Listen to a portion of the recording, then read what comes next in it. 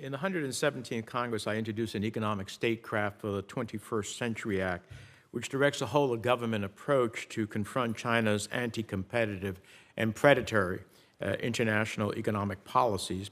It calls on for the establishment of the Office of Strategic Investments at the DFC to coordinate federal government initiatives intended to counter adversaries. What is your view of that? Well, we incorporate strategic considerations into every investment that we make. It's a critical component of meeting our dual mandate.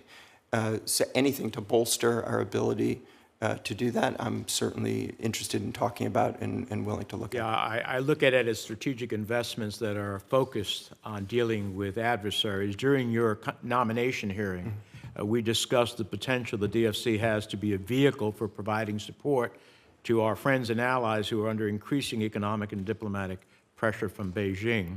I still believe that to be the case. Since the DFC was first authorized 5 years ago, what changes have you seen in China's foreign lending and development practices? And do any of these trends suggest that we should further refine the DFC's authorities? So what we've seen is some volatility in China's lending practices. Some years really pushing out a great deal of capital, and other years being far more cautious because they've lost a lot of money in some of the areas where they've invested.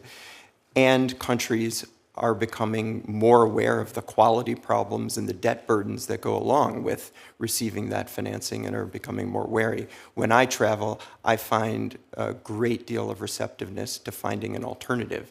People want us to show up and offer a choice, and that's what we're trying to do.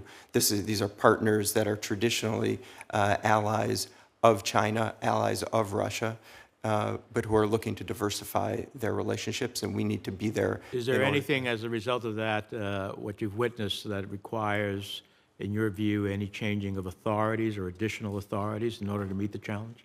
Well, certainly having an improved equity tool that is no longer constrained by the budgetary treatment would enable us to have a great deal more flexibility. Clearing up some of the issues related to our use of political risk insurance and full 100% guarantees would give us broader tools in that regard. Being able to operate in a broader set of countries where there's still high development potential, but currently we're constrained by the World Bank income classification levels would be another one.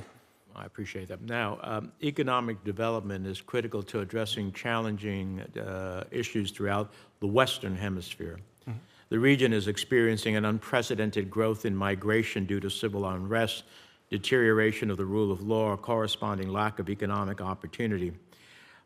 Solving our challenges at the border, we have 20 million people in the Southern Hemisphere who are displaced from their native countries, seeking refuge or asylum. They're presently in other countries. If we fail to meet that challenge, we will have 20 million feet marching north to the United States, and our challenges at the border will be minor now compared to what that would mean. So in thinking about how we deal with this, I put out a plan, and I recommended the establishment of an enterprise fund managed by the DFC to increase investment in companies across the Americas that hire a significant number of those individuals in their countries. How can the DFC work with other institutions to support economic development throughout the Americas for those countries hosting significant numbers of migrants and refugees? Well, we're always looking for partners who can increase the available pool of financing or who can share deal flow. That could be the Inter-American Development Bank, who we're engaged in discussions with right now in this regard, more local development banks, and especially the private sector. We've done, in the last year, deals with financial institutions in Honduras and El Salvador totally directed at what you're talking about, providing jobs, economic opportunity, and growth in order to keep people in place and not have an economic necessity of leaving their home. Yeah. Well, I'd commend your attention to the concept of this enterprise fund as a way to further out and achieve that goal. It's in our national interest, and it creates greater stability in the hemisphere. Thank you, Mr. Chairman. Thanks. Thank you.